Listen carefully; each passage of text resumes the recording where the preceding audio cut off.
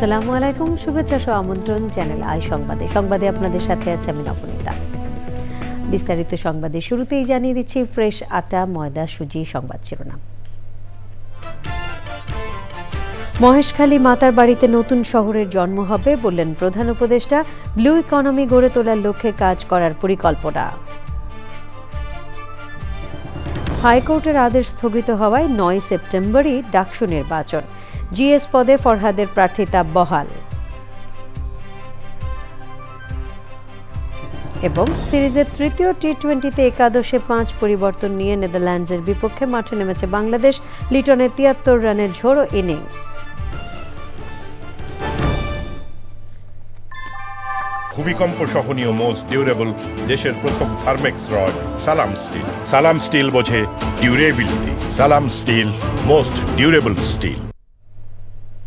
সংবাদ শিরোনামগুলো জানাচ্ছিলাম। এখনকার এই সংবাদ আয়োজন একই সঙ্গে চ্যানেল আইয়ের ইউটিউব চ্যানেল এবং চ্যানেল আইয়ের ওটিটি প্ল্যাটফর্ম আই স্ক্রিনে লাইভ স্ট্রিমিং হচ্ছে। যাচ্ছি পুরো সংবাদে। শহর গ্রামের শিশু কিশোরদের কৃষির প্রতি আগ্রহী করে তুলতে চ্যানেল আইয়ের অনুষ্ঠান হৃদয়ে মাটি ও মানুষের ডাকে আসছে নতুন সংযোজন ছোটদের কৃষি। শিশুরা বলছে, শৈশবেই কৃষির সাথে আত্মিক সংযোগ গড়ে উঠলে মাটির প্রতি ভালোবাসা আজীবন বেঁচে থাকবে। আর শিক্ষকদের প্রত্যাশা, এ আয়োজন শিশুদের গ্যাজেট আসক্তি কমিয়ে কৃষি বান্ধব ও সৃজনশীল মানুষ হিসেবে গড়ে তুলবে। আরও জানাচ্ছেন মোস্তফা মল্লিক।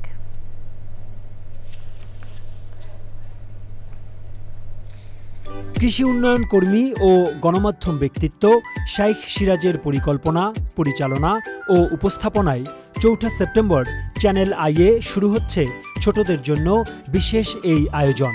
প্রতি বৃহস্পতিবার বিকেল 3:05 হৃদয়ে মাটি ও মানুষের ডাক অনুষ্ঠানে সম্প্রচার করা হবে ছোটদের কৃষি। অনুষ্ঠানে ফুটে উঠবে বাড়ির উঠোন, ছাদ কিংবা বারান্দায় কৃষির নানা রং, ছোটদের কৃষিকাজ আর মাটির সাথে হৃদয়ের টান। শিশুরা মনে করে এই অনুষ্ঠান কৃষির প্রতি শিশু কিশোরদের আগ্রহী করে তুলবে, সুদৃঢ় হবে মাটি ও মানুষের সাথে বন্ধন, বাড়বে প্রকৃতির প্রতি ভালোবাসা।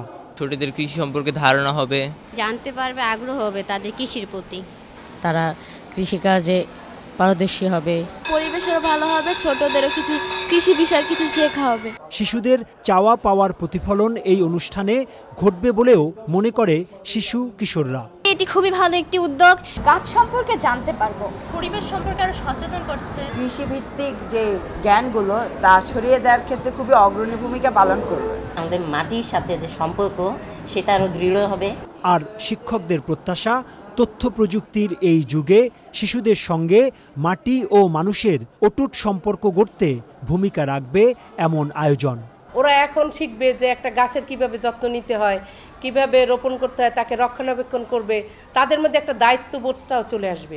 এই যে গাছগুলো লাগানো, ছাদে বিভিন্ন ধরনের ফলমূল বা বিভিন্ন সবজি গাছ লাগানো, ওরা কিন্তু এটা দেখে ওরাও কিন্তু এগুলো করার চেষ্টা করে। মানসিক বিকাশ সাধন হতে গেলে বাচ্চাদেরকে পড়াশোনা করাতে হবে এবং পড়াশোনার পাশাপাশি তাদেরকে সহপাঠ কার্যক্রমের মধ্যেও তাকে অংশগ্রহণ করাতে হবে। এই কাজের মধ্যে দিয়ে বাচ্চাদের আমি মনে করি অবশ্যই একটা মানসিক বিকাশ সাধন হবে, অবশ্যই এটা হবে।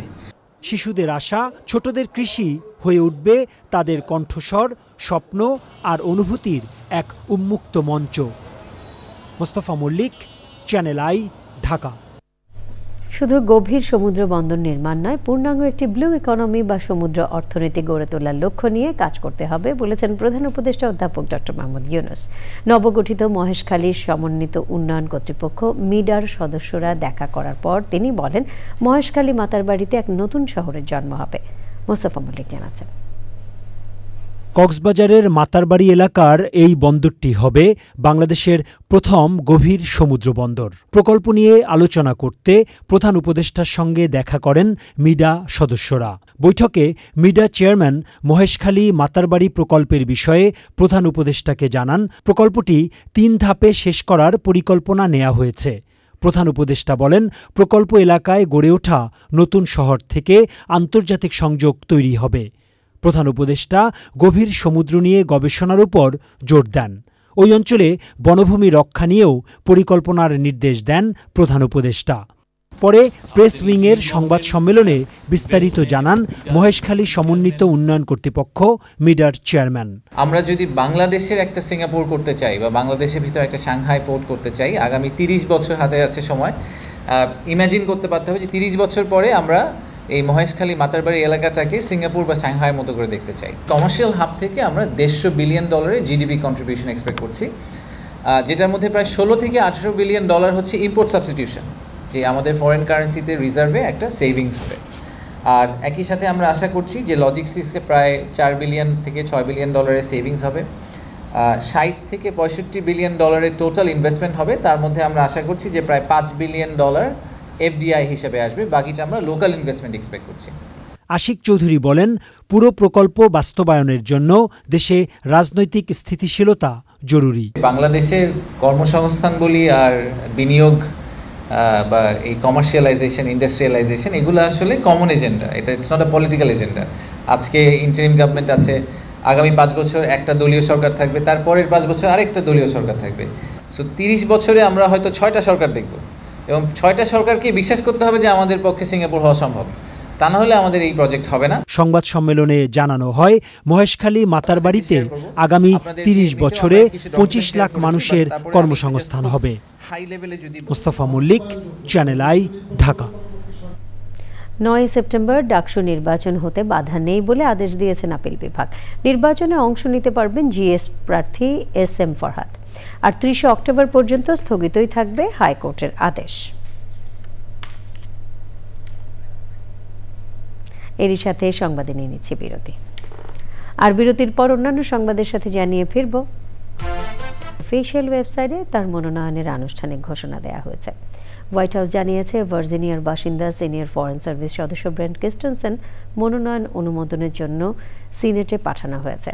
সিনেট অনুমোদন দিলে নতুন রাষ্ট্রদূতের নিয়োগ আনুষ্ঠানিকভাবে ঘোষণা করা হবে। ব্রেন্ট ক্রিস্টেনসেন বর্তমানে মার্কিন পররাষ্ট্র দপ্তরের আর্মড কন্ট্রোল অ্যান্ড ইন্টারন্যাশনাল সিকিউরিটির আন্ডার সেক্রেটারি অফিসে কর্মরত। 2019 থেকে 2021 সাল পর্যন্ত ঢাকায় মার্কিন দূতাবাসে রাজনৈতিক ও অর্থনৈতিক বিষয়ক কাউন্সিলর হিসেবে দায়িত্ব পালন করেছেন তিনি। ঢাকায় মার্কিন দূতাবাসে পিটার হাসের স্থলাভিষিক্ত হতে যাচ্ছেন ব্রেন্ট। তারেক মোহাম্মদ আরিফুল ইসলামকে যুক্তরাষ্ট্রে বাংলাদেশের নতুন রাষ্ট্রদূত হিসেবে নিয়োগ দিয়েছে সরকার। এর আগে জাতিসংঘের জেনেভা সদর দপ্তরে বাংলাদেশের স্থায়ী প্রতিনিধি হিসেবে কর্মরত ছিলেন তিনি। ওয়াশিংটন ডিসিতে বাংলাদেশের রাষ্ট্রদূতের পদটি কয়েক মাস ধরে শূন্য ছিল।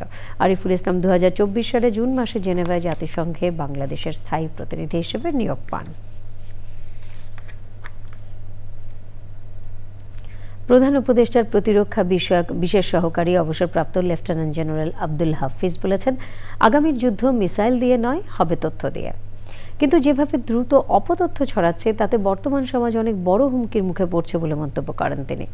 সশস্ত্র বাহিনী ও military institute of sciences and টেকনোলজির যৌথ ব্যবস্থাপনায় সামাজিক মাধ্যমে অপপ্রচার ও অপতথ্যের প্রবণতা নিয়ে সেমিনারে তিনি কথা বলেন।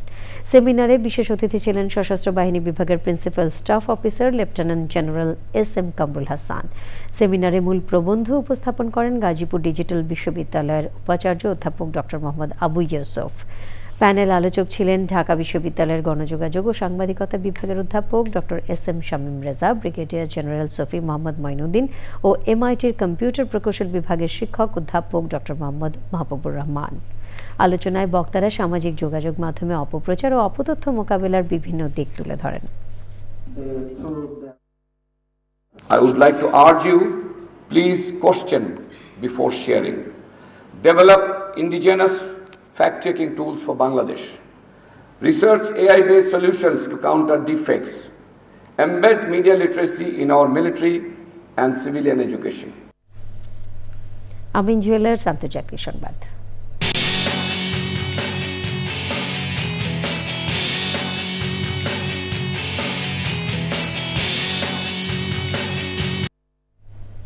গাজার সবচেয়ে বড় নগর কেন্দ্রের নিয়ন্ত্রণ নেওয়ার চেষ্টায় ইসরায়েলি সেনাদের লাগাতার হামলায় গাজা শহর ধ্বংসস্তূপে পরিণত হচ্ছে। মঙ্গলবার একদিনে গাজা জুড়ে কমপক্ষে 105 ফিলিস্তিনি নিহত হয়েছেন। তাদের অন্তত 32 জন ছিলেন সাহায্য প্রত্যাশী। ইসরায়েলের প্রধানমন্ত্রী বেনিয়ামিন নেতানিয়াহু বৈশ্বিক নিন্দা উপেক্ষা করে গাজা সিটি দখলের ঘোষণা দেওয়ার পর হামলা আরও তীব্র হয়েছে। আল জাজিরার সাংবাদিক হিন্দ খৌদারি বলেছেন, গাজার মানুষ যেখানে যাচ্ছে সেখানেই তাদের উপর বোমা হামলা চালানো হচ্ছে। বুধবার পর্যন্ত 24 ঘন্টায় অনাহারে আরও 13 জনের মৃত্যু হয়েছে। যুদ্ধ শুরুর পর থেকে এখনো পর্যন্ত অনাহারে 361 জনের মৃত্যু হলো।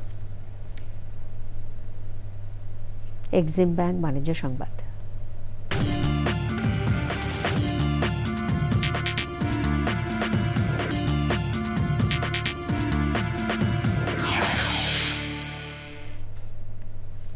মেটলাইফ বাংলাদেশের আয়োজনে রাজধানীতে মানি লন্ডারিং প্রতিরোধ বিষয়ক কর্মশালা হয়েছে।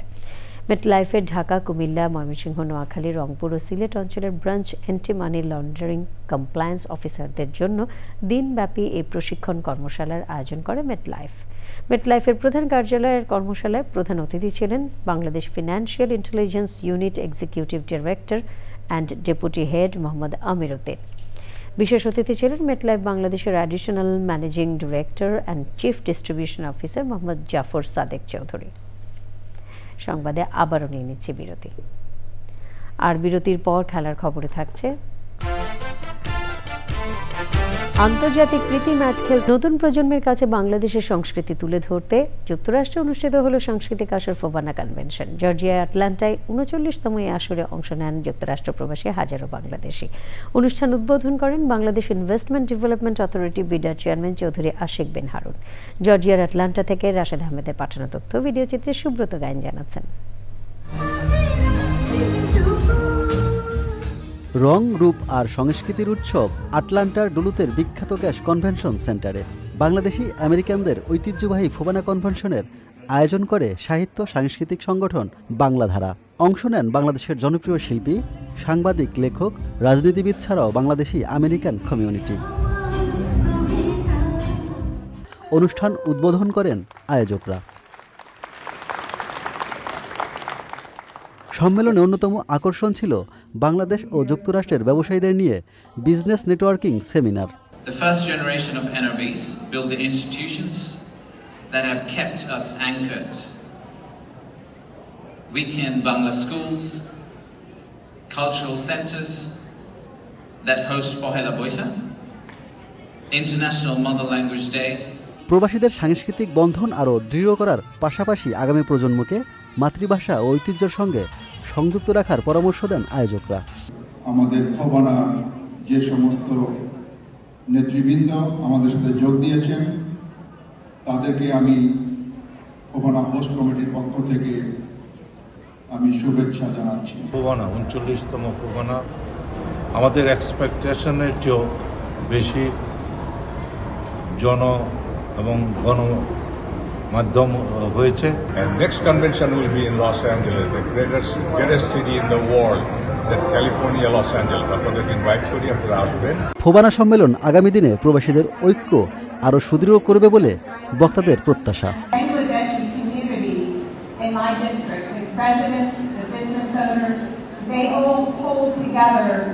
এবারের সম্মেলনে বৈচিত্র্যময় সাংস্কৃতিক পরিবেশনার পাশাপাশি ছিল আলোচনা সভা, সাহিত্য আসর, প্রবাসীদের জীবনধারা ও নতুন প্রজন্মের সমস্যা নিয়ে সেমিনার। অনুষ্ঠানে ছিলেন ফোবানার convener Nahidul Khan, member secretary Mahbubur Rahman Bhuiyan, chairman Masud Rob Chowdhury, executive secretary Abir Alamgir, host president Duke Khan সহ অন্যরা। Subrata Gayen, channel I. নৌবাহিনী গত 7 জুলাই চট্টগ্রাম বন্দরের এনসিটি পরিচালনার দায়িত্ব নিয়ে কন্টেইনার হ্যান্ডলিংয়ে আগস্ট মাসে পরপর 2টি মাইল ফলক অর্জন করেছে। জাহাজের টার্ন অ্যারাউন্ড টাইম 61 ঘন্টা থেকে কমিয়ে 57 ঘন্টায় নামিয়ে আনা, বহির্নোঙরে জাহাজের ওয়েটিং টাইম হ্রাস এবং অপেক্ষমান জাহাজ শূন্যের কোটায় নামিয়ে আনা হয়েছে বলে জানানো হয়েছে। চট্টগ্রাম বন্দরের এনসিটি ইয়ার্ডের নৌবাহিনীর সংবাদ সম্মেলনে chief operating officer captain Zahid Hossain এসব তথ্য জানান। সংবাদ সম্মেলনে নৌবাহিনীর ঊর্ধ্বতন কর্মকর্তারাও ছিলেন। নির্বাচনের আগে পুলিশে 4000 এএসআই নিয়োগ দেওয়া হবে, এর মধ্যে অর্ধেক সরাসরি আর বাকি অর্ধেক পদোন্নতি দেওয়া হবে। নির্বাচনে আইনশৃঙ্খলা পরিস্থিতি নিয়ন্ত্রণে এই নিয়োগ দেওয়া হচ্ছে বলে জানিয়েছেন জনপ্রশাসন মন্ত্রণালয়ের সিনিয়র সচিব ডক্টর মোহাম্মদ মোখলেসুর রহমান। পুলিশের আইজি বাহারুল আলম সহ ঊর্ধ্বতন কর্মকর্তাদের সাথে বৈঠক শেষে সচিব আরও বলেন, ফেব্রুয়ারিতে নির্বাচন নিয়ে সংশয় নেই। সিলেটে সাদা পাথর লুটপাটের ঘটনায় প্রাথমিকভাবে দুর্নীতির সত্যতা মেলায় অনুসন্ধান শুরু করেছে দুর্নীতি দমন কমিশন দুদক। সংস্থার প্রধান কার্যালয়ে ব্রিফিংয়ে দুদক মহাপরিচালক আক্তার হোসেন জানিয়েছেন, রাজনীতিবিদ, স্থানীয় প্রশাসন সহ অন্তত 42 জনকে শনাক্ত করেছে দুদক। এদিকে 75 কোটি টাকার রাজস্ব ফাঁকির অভিযোগে এস আলম গ্রুপের চেয়ারম্যান সাইফুল আলমের 2 ছেলে সহ 10 জনের বিরুদ্ধে মামলা করেছে দুদক। এবারে খেলার খবর। পরিবর্তন নিয়ে নেদারল্যান্ডসের বিপক্ষে মাঠে নেমেছে বাংলাদেশ। লিটনে 73 রানের ঝোড়ো ইনিংস। পরবর্তী সকল সংবাদ দেখার আমন্ত্রণ রইল। ধন্যবাদ সবাইকে।